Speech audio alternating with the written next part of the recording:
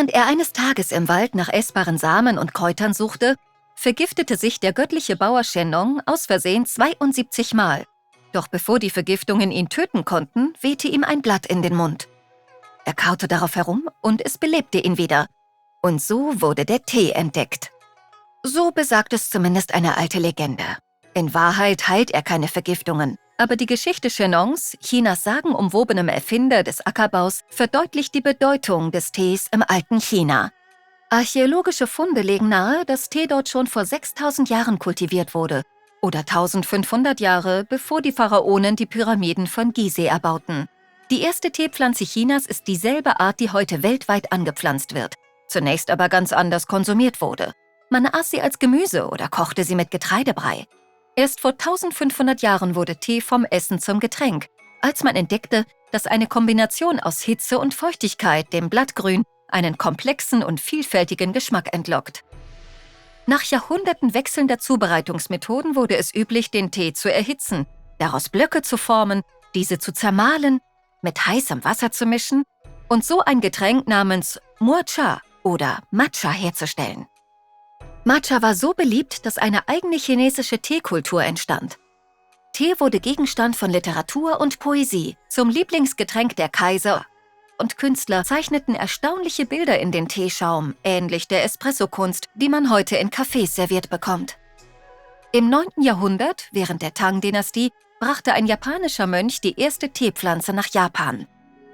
Die Japaner entwickelten schließlich ihre eigenen Teerituale, woraus die japanische Teezeremonie entstand.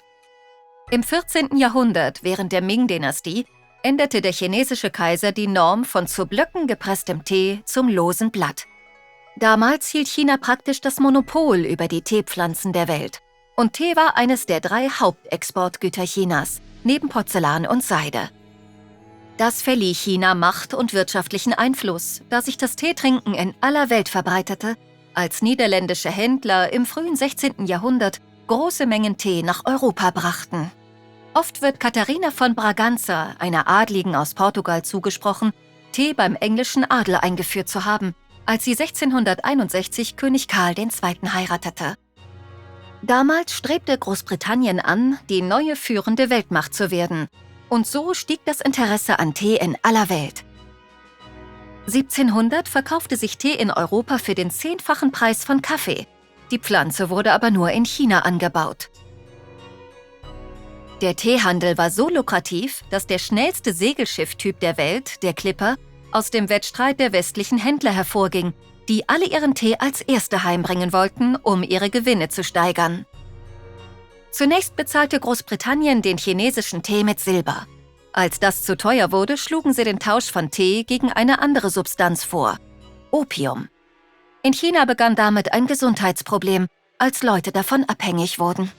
1839 befahl ein chinesischer Beamter seinen Männern die Vernichtung britischer Opiumladungen, um Großbritanniens Einfluss auf China zu senken.